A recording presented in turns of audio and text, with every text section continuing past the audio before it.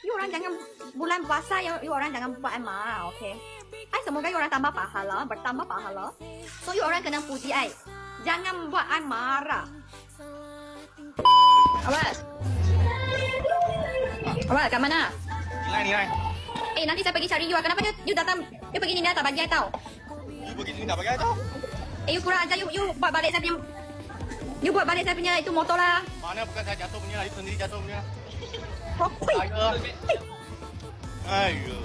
Siap nanti saya siap buat rambut. Nanti I pergi nilai siap you tahu. Nanti you pilih mana satu you punya tangan nak bagi saya nak kena lebam. Makan kambing ha. Makan kambing. Kat mana? Dekat PJ. Fikir. Seorang. Yes, seorang. Anggap. Tak ada kawan, I tak ada kawan. Ni besar. Mana you pun tak ajar I, you ni kurang ajar, you memang kurang ajar. You pun ada tanya, you punya adik ada makan ke, sedia ke, okey ke? Ha. Jantan. Inilah jantan. Ngok lah lu. Sikit lagi je. Mak kambing mau.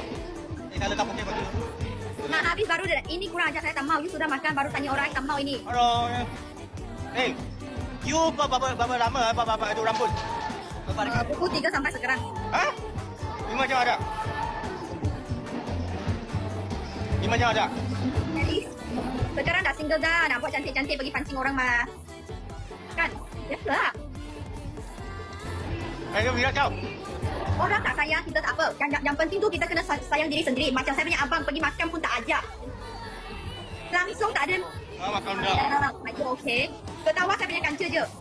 Hari ni saya naik Grab tau. You pun tak ada tanya I. You ada kereta guna ke? Ni pun.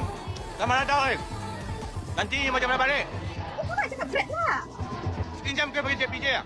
Apa JPJ? Hello JPJ apa? JPJ dekat polis itu JPJ traffic JPJ apa JPJ? Dah cakap. Cakap betul-betul lah. Cakap pun tak ada tak betul eh. Dah makan mah.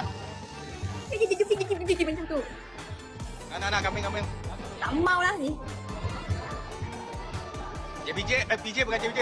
You buat malu. You buat mak I punya motor rosak. Lepas tu you buat macam ni. Orang dah ketawa. Okay. I punya ganja si rosak.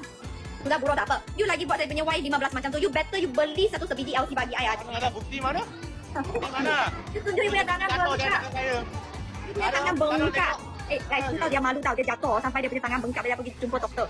You jangan tipu lah tu. Betul cakap nanti pergi mana?